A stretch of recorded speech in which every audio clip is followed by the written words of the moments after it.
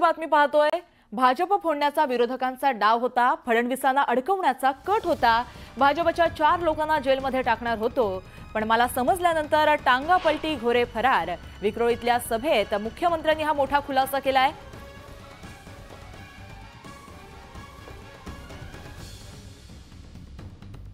अरे तुम्ही काय काय केलं मनोज भाई, तुम्हाला माहित आहे?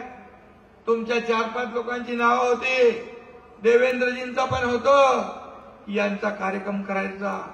मला सांगितलं या सगळ्या लोकांना जेलमध्ये टाकायचं आहे, यांचे जपाटी पक्ष फोडायचा आहे, हे भारतीय जनता पक्षाचे आमदार फुटून आपल्याकडे घ्यायचे आहे।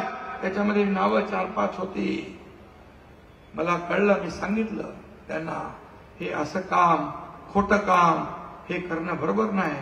ते म्हणाले खोटं खरं माहित नाही, आपल्याला आता हे करायचं आहे। मला जेव्हा कळलं तेव्हा मी तर त्यांना सांगत होतो, शिवसेना भाजप गठबंधन करू, युती करू।